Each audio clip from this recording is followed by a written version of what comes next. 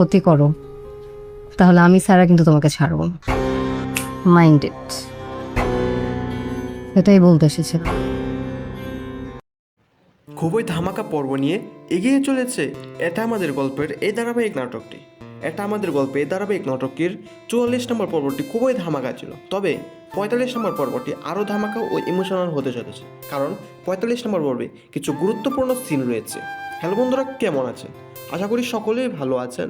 আপনাদের প্রিয় ধারাবাহিক নাটক এটা আমাদের গল্পের 45 নম্বর পর্বের ধামাকাকে নিয়ে আসলাম।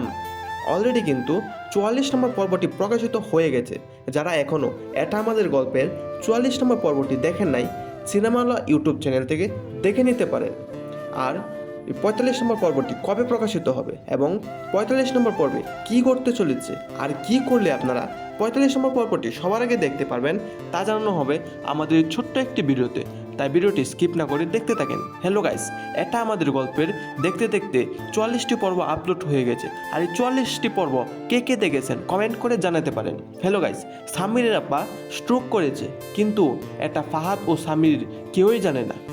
সামির তো এখনও এটাও জানে না যে তাদের ঢাকার বাসা বিক্রি করে ফেলেছে তারই বড় ভাই ফাহাদ।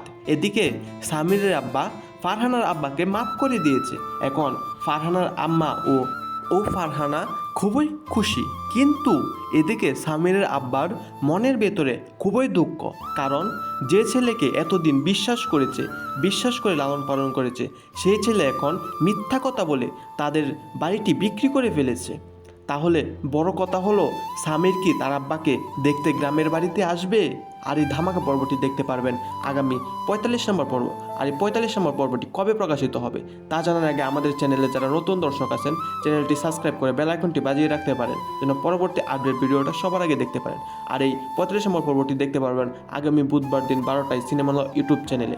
আর কি করলে আপনারা এই নাটকটি সবার আগে দেখতে পারবেন? আর এই নাটকটি সবার আগে দেখতে হলে আপনাদের একটি গুরুত্বপূর্ণ টিপস অনুসরণ করতে হবে, আর সেটি হলো সিনেমাওয়ালা ইউটিউব চ্যানেলটি সাবস্ক্রাইব করে বেল আইকনটি বাজিয়ে রাখতে হবে, যেন 45 নম্বর পর্বটি আসার সাথে সাথে দেখতে পারেন।